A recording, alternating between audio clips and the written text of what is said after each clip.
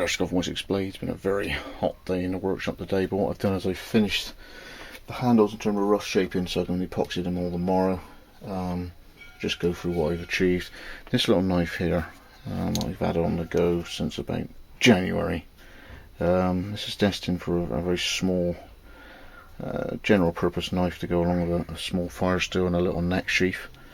And now that this prototype has been moved on and I've done a bit of work with designs, the actual version 2 is coming through in the next couple of weeks, so hopefully I'll be able to pick them up from Duncan. But expect to see something in this sort of dimension, size, orientation. It's going to be skeletal or a paracord wrap, some description, probably just skeletal.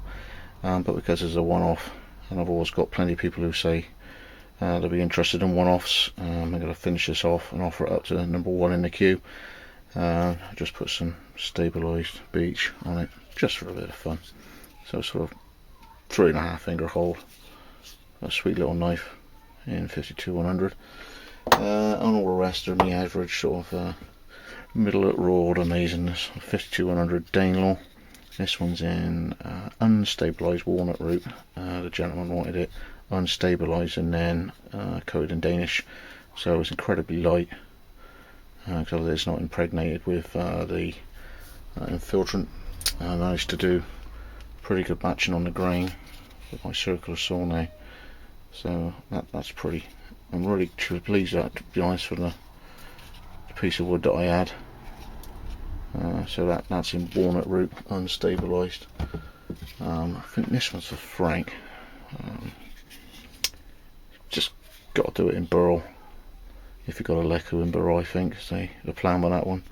So obviously I've got a lot of work to make the grain pop on this one. So as good as I can get it to get a nice outcome. Got a Danelaw in stabilised burl.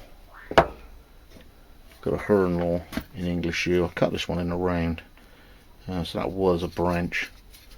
Stabilised, got a red liner on that, just roughed out.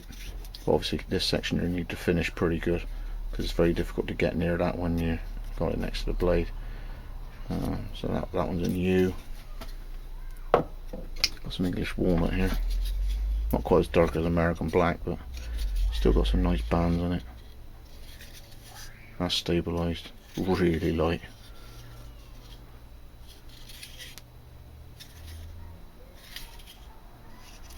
Some nice character there.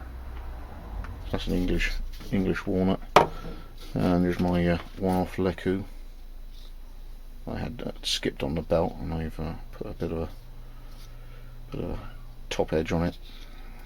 Oh, and some burl fell on it. Oh, I don't know what I'm gonna do. Such a nice expansive handle. You also want to show the wood off, so what I've done is once again I've used burl. Unfortunately you do need a massive piece of stock for this handle because of the rise there and the bottom of the base there, the pommel. But when you get a knife as elegant as a Leku, I want to show some decent grain off. I just went for it. Of course the piece of wood is about this big, but that's waste, and that's the way it is with my blades sometimes. That's that. And I've got a insanely sported piece of, I think it's sported beech there, gluing up for tomorrow, and that's for a jackal. I think this gentleman I met at the Prepper's meet. So that's moved that forward. I did a bit of kayaks today, and I've just with a couple of offcuts just snuck a few together. So there'll be triple liners in the middle, red, black, red, red, black, red, like that. And I found a bit of Zebrano. So a few sweet ferro steels. That's state of play at the moment for this next batch.